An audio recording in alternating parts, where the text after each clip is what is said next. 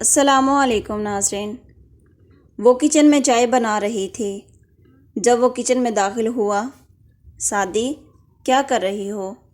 وہ اس کو سعدی کہتا تھا، نام اس کا سعدیہ تھا۔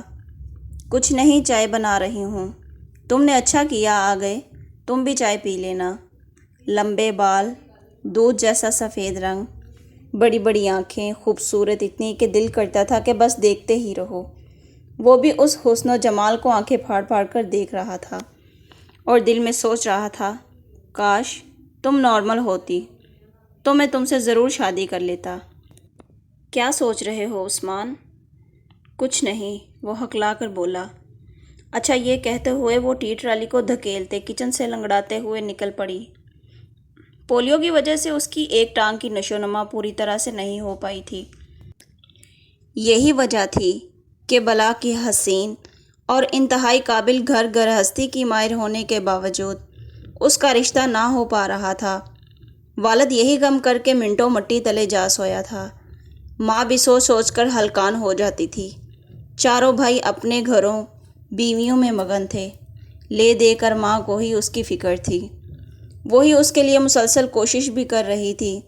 سعدیہ کو عثمان بہت زیادہ پسند تھا۔ اونچا لمبا، خوبصورت، well educated, multi national company میں اعلیٰ مقام پر فائز۔ اس کی والدہ نے دبے الفاظ میں بہن سے پوچھا تو اس کی بہن نے مکمل آمادگی کے ساتھ خوشی کا اظہار بھی کیا تھا۔ سعدیہ انتہائی سگڑ اور تمیزدار بچی تھی، مگر عثمان نے انکار کر دیا۔ آج بھی ایک رشتہ آیا تھا۔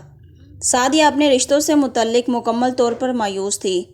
کتنے ہی تو رشتے دیکھے تھے، مگر سبھی لنگڑی کہہ کر انکار کر دیتے۔ اس کا بالکل دل نہیں کرتا تھا، مگر ماں کو انکار نہیں کر سکتی تھی۔ رشتے کے لیے آنے والوں نے جب سعدیہ کو دیکھا تو دیکھتے ہی رہ گئے۔ اتنی خوبصورت، ماشاءاللہ سے بہت خوبصورت بچی ہے۔ رشتے والی نے جیسی بتایا، اس سے 1000 گنا زیادہ پیاری بچی ہے۔ بس اب آپ ہمیں ہاں کر دیجئے۔ ہمارا ایاز بھی لاکھوں کماتا ہے۔ ارے بہن، ایسی بھی کیا جلدی ہے، ہمیں لڑکا تو دیکھنے دیں، سعدیہ کی والدہ نے خوشی سے کہا۔ اے بہن، لڑکا یہ ساتھ ہی تو آیا ہے، میرا پیارا بھائی، خاتون نے گنجے سے بوڑھے کی طرف اشارہ کرتے ہوئے کہا، جو میلے دانت نکال کر مسکرا رہا تھا۔ اے بہن، خدا کا خوف کرو، یہ تو اس کے والد جتنا ہے، تو تمہاری بیٹی کون سی ایشوریہ رائے ہے، لنگڑی ہی تو ہے۔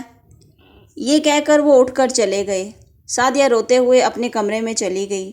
اسی دوران عثمان کمرے میں داخل ہوا۔ دیکھا تو خالہ رو رہی ہیں۔ کیا ہوا خالہ؟ کچھ نہیں بیٹا، بس میری بیٹی کو لنگڑی کہہ کر چلے گئے۔ یہ کہہ کر خالہ رونے لگ گئی۔ وہ سعدیہ کے کمرے میں گیا تو وہ بھی زاروں قطار رو رہی تھی۔ عثمان کو دیکھ کر آنسو پونچھ لیے اور کہنے لگی، نہ جانے اللہ تعالیٰ نے خودکشی کو حرام کیوں کر رکھا ہے۔ اگر میں پولیو سے متاثرہ ہوں تو اس میں میرا کیا قصور ہے؟ کیا میں انسان نہیں؟ کیا میرے ارمان نہیں؟ کیا مجھے جینے کا حق نہیں؟ میں اگر لنگڑی ہوں تو اس میں میرا کیا قصور ہے؟ نہیں سعدی، لنگڑی تم نہیں، لنگڑا ہمارا معاشرہ ہے، ہماری سوچ ہے، ہمارا کردار ہے۔ یہ کہتے ہوئے عثمان باہر نکل گیا اور جا کر خالہ کے قدموں میں بیٹھ گیا اور کہنے لگا، خالہ مجھے اپنی فرزندی میں لے لے، میں سعدیہ سے شادی کرنا چاہتا ہوں، پلیز انکار مت کیجیے گا۔ اس کی خالہ نے اسے سینے سے لگا لیا۔ جب دونوں نے سعدیہ کے کمرے کی طرف رخ کیا تو دیکھا سعدیہ دروازے میں کھڑی ہے اور اس کی آنکھوں سے آنسو بہہ رہے ہیں، مگر یہ آنسو خوشی کے آنسو تھے۔ ڈسیبل پرسن ہونا کوئی گناہ نہیں، یہ انسان کے اپنے بس میں بھی نہیں، یہ سب اللہ کے کام ہیں۔ ہم سب کو چاہیے کہ کسی کو بھی ڈسیبل ہونے کی وجہ سے مسترد نہ کریں۔ سب سے مشکل رشتہ جو ہوتا ہے وہ ڈسیبل پرسن کا رشتہ ہے۔ اللہ تعالی ہم سب کو دین کی سمجھ اور اس پر عمل کرنے کی توفیق عطا فرمائے، آمین۔ امید کرتی ہوں ناظرین آپ کو یہ میری سٹوری اچھی لگی ہوگی، تو پلیز میرے چینل کو لائک اور سبسکرائب کریں۔